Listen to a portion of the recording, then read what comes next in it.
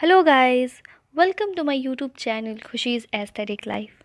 I am Khushi Raz and I make painting, singing, I narrate a story and many more. If you want update from my channel, then do subscribe my channel. माँ, बहू और बच्चे भगवाना से लिपट लिपट कर रोए, पर भगवाना जो एक दफ़ा चुप हुआ तो फिर ना बोला। सर्प के विष से उसका सब बदन काला पड़ गया था। जिंदा आदमी नंगा भी रह सकता है, परंतु मुर्दों को नंगा कैसे विदा किया जाए? उसके लिए तो बजाज की दुकान से नया कपड़ा लाना ही होगा, चाहे उसके लिए माँ के हाथों का छन्नी ककना ही क्यों ना बिक जाए। भगवाना प्रलोक चला गया। घर में जो कुछ चुन्नी भूसी थी सो उसे विदा करने में चली गई। बाप नहीं रहा तो क्या, लड़के सुबह उठते ही भूख से बिलबिलाने लगे।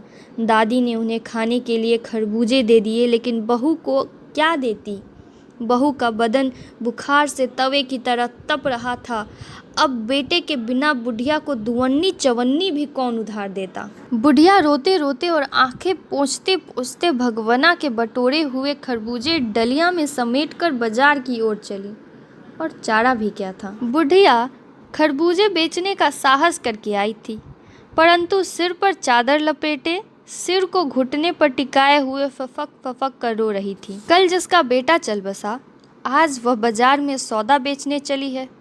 हाय रे पत्थर दिल। उस पुत्र वियोगिनी के दुख का अंदाजा लगाने के लिए पिछले साल अपने पड़ोस में पुत्र की मृत्यु से दुखी माता की बात सोचने लगा। वह संभ्रांत महिला पुत्र की मृत्यु के बाद 2.5 मास तक पलंग से ना उठ सकी थी। उन्हें 15-15 मिनट बाद पुत्र वियोग से मूर्छा आ जाती थी, और मूर्छा ना आने की अवस्था में आंखों से आंसू ना रुक सकते थे। 2-2 डॉक्टर हरदम सिरहाने बैठे रहते थे। हरदम सिर पर बर्फ रखी जाती थी। शहर भर के लोगों के मन उस पुत्र शोक से द्रवित हो उठे थे। जब मन को सूझ का रास्ता नहीं मिलता तो बेचैनी से कदम तेज हो जाते हैं।